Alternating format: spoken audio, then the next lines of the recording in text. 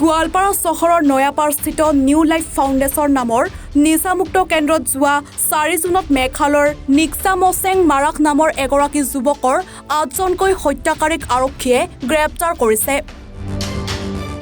CCTV কেমেৰাত বন্দী হোৱা দৃশ্য অনুসৰি নিচামুক্ত কেন্দ্ৰৰ কৰ্মচাৰী আৰু কেইবাগৰাকী নিচামুক্ত কেন্দ্ৰত আশ্ৰয় লোৱা যুৱকে ৰদেৰে মৰিয়াই হত্যা কৰিছে। আছিক ষ্টেট পিউপল ফ্ৰণ্টকে আদি কৰি মেঘালয়ৰ কেইবাটাও দল সংগঠনে হত্যাকাৰীসকলক উচিত শাস্তিৰ দাবী জনায়। উল্লেখ্য যে যোৱা 2 জুনত কৃষ্ণা আৰক্ষীয়ে কৃষ্ণাই ড্ৰাগছসহ নিচা আসক্ত 3গৰাকী যুৱকক আটক কৰিছিল। আটক কৰাৰ পিছত 3জন যুৱক ক্ৰমে নুৰ চেলিম আহমেদ, ৰাকেশ দাস আৰু নিক্সা মচেং মাৰাকক গোৱালপাৰা চহৰত থকা নিউ লাইফ ফাউণ্ডেশ্যন নামৰ নিচামুক্ত কেন্দ্ৰত ৰাখিছিল। ইয়াৰে মেঘালয়ৰ ৰিচুৱেল পাৰাৰ নিচা মচেং চন্দ্ৰ মাৰাক চলিত মাহৰ 3 জুলাইৰ নিশা আত্মহত্যা কৰা বুলি গোৱালপাৰা অসামৰিক চিকিৎসালয়ত থৈ আহে নিউ লাইফ ফাউণ্ডেশ্যন নামৰ নিচামুক্ত কেন্দ্ৰৰ স্বত্বাধিকাৰীয়ে। গোৱালপাৰা সদৰ থানা আৰক্ষীয়ে তদন্ত আৰম্ভ কৰি ইতিমধ্যে 8জন লোকক গ্ৰেপ্তাৰ কৰি আজি 6জনক জেল হাজতলৈ প্ৰেৰণ কৰে। জেল হাজতলৈ প্ৰেৰণ কৰা লোকসকল ক্ৰমে প্ৰাণজ্যোতি নাথ, হানিফ আলী, জিন্তু চক্ৰৱৰ্তী, চনমাইনা বণিক্য, মহচেন খান আৰু Kunal Das.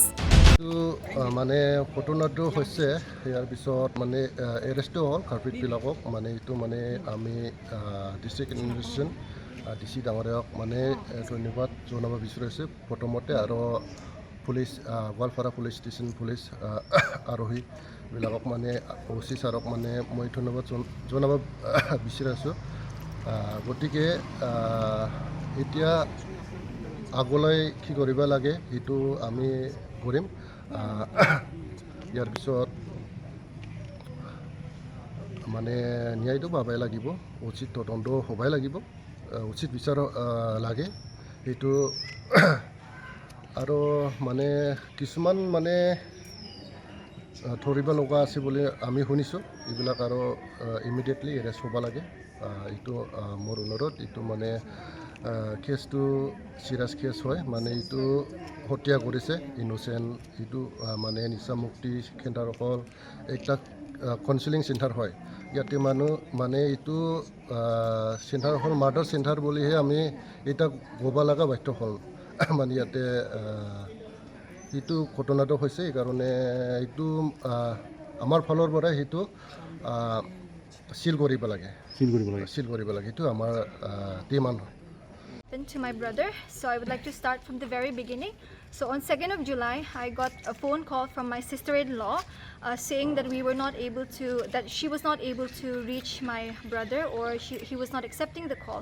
So she told me to call him up, and I did. I called him up around 3 o'clock, and then when I called him, he did not pick up the call, just like what my sister-in-law has said.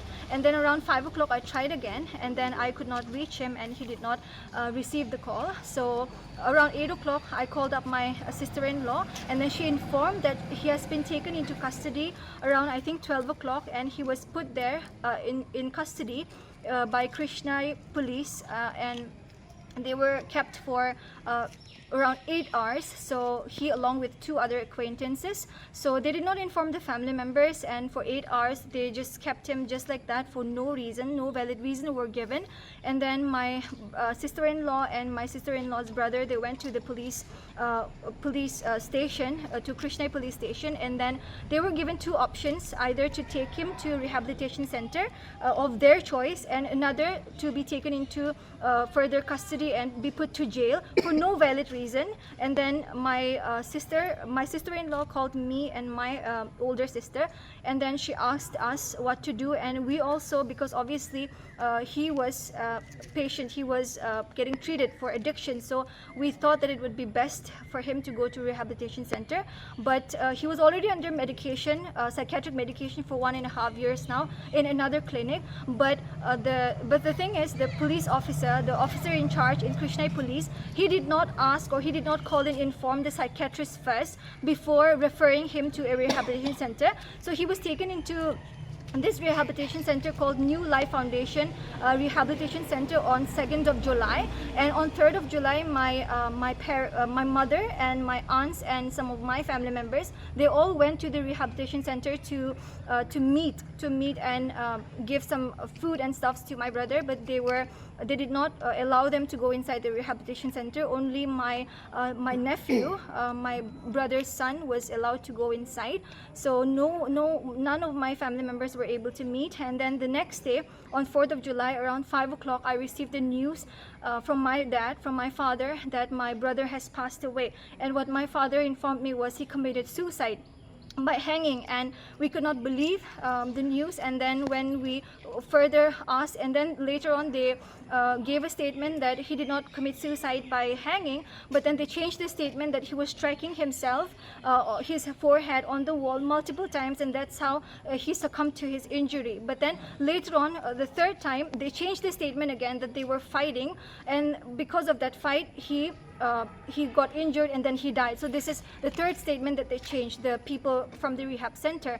And then yesterday, on 5th of July, when we went to see the body, we got to see that everything that they've said is wrong. No rope mark was there on his neck, no marks of injury was there on his forehead, but the entire jawline and entire chin area, and on his left side of his face, there was a deep knife cut, and then the entire body was severely bruised, and then there were marks of burns on his hands as well, and the entire legs and even the hips area, and everything was injured. And there was like a rod mark as well on his thigh, where it kind of indicates that they were severely beating him, and he was being tortured severely. And today, when we came to the Gwalpara police station, we got to know actually from the Gwalpara police station officer in charge that he was actually tied by a bed sheet, and he was tortured to death, and everything is there in the CCTV footage. And today we got to know that 7 of the people who were involved in my brother's murder has been arrested, and 2 are still absconding, and they have fled from the police, and 1 is in the hospital because he was also injured because of this incident probably.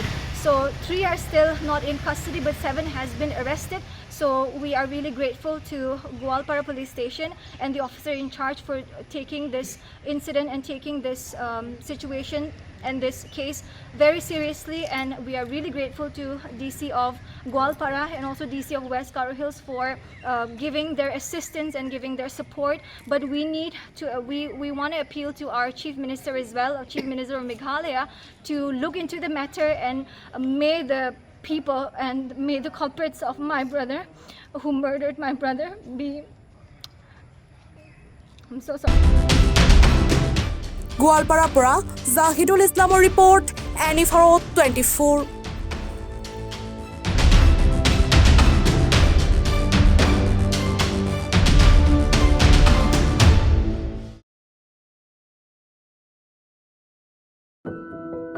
এনিভাৰত 24ৰ প্ৰথম প্ৰয়াস, জুবিন গাৰ্গৰ গীতৰ প্ৰতিযোগিতা। জুবিনৰ গানে কি আনে?